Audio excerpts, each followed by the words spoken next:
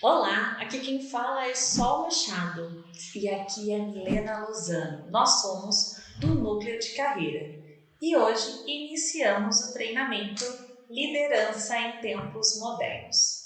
Exatamente. Vamos começar com o primeiro tema, que é falando sobre o mundo, né? Como o mundo mudou e como novas mudanças foram necessárias acontecer, né? Problemas, oportunidades, o que tudo isso gerou dentro da nossa realidade. E a primeira realidade que foi afetada por essa mudança foi a nossa liderança. Exatamente, em novos tempos de muitas mudanças, mudanças constantes, de fato, né? Eu preciso enxergar a liderança sob um outro prisma. Eu preciso entender isso de uma nova forma. E para entender esta nova forma, a gente passa por um processo de mudança. Mudança cultural, mudança na forma de liderar, e daí a gente precisa entender o porquê mudar e quais são as resistências que normalmente nós temos a qualquer processo de mudança, né, Sol? Exatamente. E mudar gera qualquer consequência, tanto positiva quanto negativa. Por isso é muito importante começar, né, esse bate-papo aqui com vocês falando sobre a mudança. Entender que precisamos nos adequar à evolução das necessidades dos nossos clientes.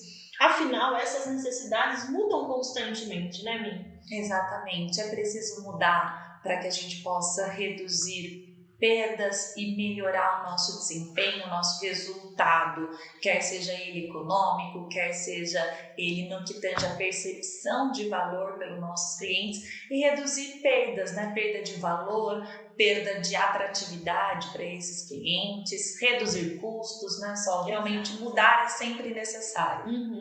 E isso também, quando a gente pensa em mudança, a gente também consegue reduzir e eliminar alguns conflitos que porventura pode estar acontecendo aí na sua equipe, né, no seu grupo de trabalho. Exatamente, por isso mudar é necessário e esse processo de mudança, fazer parte da sua liderança, é mais necessário ainda. Bom, Mi, Sol, se para eu liderar em tempos modernos eu passo pelo prisma da mudança, por que as pessoas resistem às mudanças, né? E a grande questão é que cada indivíduo percebe a mudança de uma forma diferente. Exatamente. Cada um vai vivenciar essa mudança diferente. Por quê? Porque cada ser humano tem um conjunto de capacidades diferentes, né? Se você olhar para mim, para Milena, podemos vivenciar a mesma realidade, porém a percepção de cada uma diante da mudança vai ser muito diferente. Pode ser que, né, na Sol aconteça uma ansiedade, uma frustração, eu fique um pouco aborrecida. Diferente da Milena, que pode perceber essa diferença com mais ansiedade, com mais medo, ficar perplexa, ficar parada diante daquela mudança. Exatamente. Então, para que eu consiga trazer esse novo olhar, né, essa mudança cultural no posicionamento de liderança para minha equipe, para as pessoas que estão comigo, eu preciso chegar nesse caminho do meio.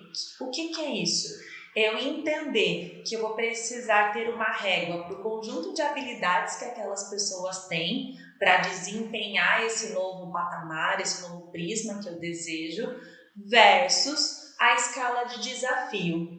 Então, se eu trouxer uma mudança que ela é muito insossa, que ela é muito simples, ela não gera um friozinho na barriga, né? E as pessoas nem vão se mobilizar para concretizar aquilo. Da mesma forma, se eu colocar uma mudança muito abrupta, muito rápida, de uma hora para outra, o desafio fica enorme e daí as pessoas não se sentem capazes para realizar e vem essa paralisação que a Sol comentou. Por isso, gente, é muito importante eu entender como está a minha equipe, como eu estou no meu conjunto de capacidades e qual que é o nível de desafio desse novo olhar que eu quero trazer. Exatamente. E pensando nessa mudança, eu preciso entender que existe uma gestão passiva e uma gestão ativa. E eu preciso também entender como que a minha equipe vai perceber e como eu preciso agir para essa equipe agir, percebe que existe um passo a passo a ser seguido, eu preciso ter em foco como que está o ambiente. Como que está o ambiente? Eu consigo controlar esse ambiente? Ele está em desenvolvimento? Né? É um ambiente competitivo? O Fischer ele fala muito isso, né, Sol? Que eu posso ter um ambiente na minha organização de extrema competição, né? E daí eu vou ter que prezar pelo desenvolvimento tanto individual quanto da organização. Ou eu posso ter um ambiente pouquíssimo competitivo, as pessoas estão no marasmo, né? Na zona de conforto, não tá gerando isso por conta da competitividade. E daí, eu como líder vou precisar assumir uma gestão mais ativa, vou precisar controlar mais esse processo de mudança, porque senão esse desenvolvimento, tanto da organização quanto do indivíduo, não vai acontecer se eu não colocar essa injeção, né? Se eu não, de fato, trouxer esse olhar, essa movimentação, essa importância da mudança acontecer. Exato. E existe o papel da pessoa e o papel da empresa. O papel da pessoa ela pode ser tanto passivo quanto ativo. Quando ele é um papel passivo, ele é objeto de controle. Né? Então, ele é uma pessoa que ela não tem domínio sobre a mudança, ela vai executar. Então, ela vai ser controlada por essa liderança. Exatamente. Quando eu estou num papel ativo, né, a gestão e o desenvolvimento daquela carreira está nas mãos daquela pessoa. Então, ela consegue entender o que de fato está acontecendo naquela empresa. Exato. Já a empresa, né, cabe à empresa, num processo de mudança, sempre a proatividade, né? Quer seja no controle das pessoas frente a esse novo olhar, quer seja no controle econômico, da nova política que está sendo implementada, quanto na proatividade de dar suporte para esse desenvolvimento. Então, nós costumamos sempre dizer, né, só nos nossos treinamentos, que nada é óbvio. Eu não posso supor que a Sol já tem aquela capacidade para desenvolver aquele novo estágio, aquele novo prisma que eu desejo. Não, eu preciso garantir um suporte. Pode ser que ela até saiba, mas ela queira o suporte. Ou pode ser que ela não saiba e eu estou pressupondo que ela sabe. Então, o papel da empresa não pode ser de qualquer forma passivo, mas precisa ser muito ativo. E cabe ao líder essa proatividade. Né? Então, na gestão, pessoal, não tem o lado passivo e o lado ativo. Eu tenho ativo e ativo. Eu preciso estar constantemente olhando para aquele colaborador, tá? É muito importante a gente entender isso e a gente consegue entender isso quando a gente vai decidir o estilo da nossa liderança dentro da empresa. Por que decidir? Porque cabe à empresa entender todos os seus colaboradores e entender o que faz sentido, né, Mi? Se faz sentido uma liderança vertical, se faz sentido uma liderança horizontal. E às vezes, né, a gente tem isso em diversos setores de uma forma diferente, dado o nível de maturidade. Nós não vamos entrar especificamente hoje no primeiro conteúdo desse módulo nisso, mas dependendo da maturidade, o líder precisa escolher, né, se ele vai mais verticalizar ou horizontalizar essa liderança. E daí, para eu saber disso, para eu entender isso, eu preciso abrir a minha janela de Johari, né? Essa é uma ciência de 1955, né?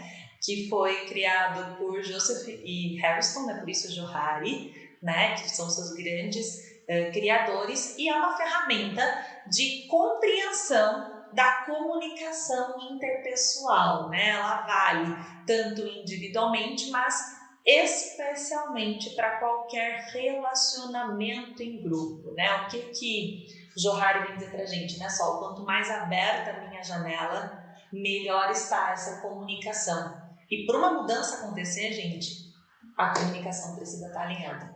Esse também não é o tema de hoje, comunicação. Teremos um encontro específico para trabalhar isso, mas é importante a gente entender que esse é um dos grandes pilares da liderança. Eu entender como que está a minha comunicação, se essa comunicação está realmente acontecendo de modo claro, se tem clareza, porque como a Milena falou, eu não consigo dentro da liderança deduzir nada.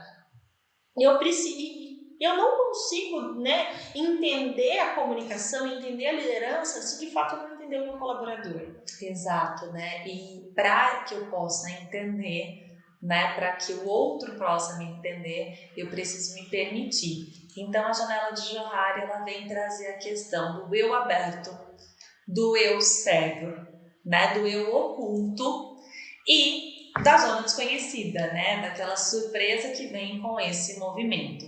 Então vamos lá, né, Sol? No que tange a janela de Johari, o eu aberto. Então, o eu aberto, ele vai falar assim: eu sei sobre mim e o outro sabe sobre mim. Então, é aquela parte do meu perfil comportamental que é claro para mim e é claro para o outro. Da mesma forma que o meu colaborador é claro para ele e eu tenho ciência sobre ele. Vou dar um exemplo específico. Eu sou sistemática, gosto de organização. A Sol sabe e eu tenho consciência desse comportamento, que vai sempre rolar uma planilha, por exemplo, na nossa semana. Tá, isso é algo do eu aberto. O que é o eu cego? É aquilo que a Sol percebe sobre mim, mas eu não. Eu gosto de dar sempre o exemplo do mau hálito, né? A gente às vezes não percebe que a gente está com mau hálito, mas o outro está percebendo, está percebendo muito bem. Né? Quais são os comportamentos, às vezes, que você precisa do feedback do outro, porque você não está conseguindo, de fato, né, perceber isso.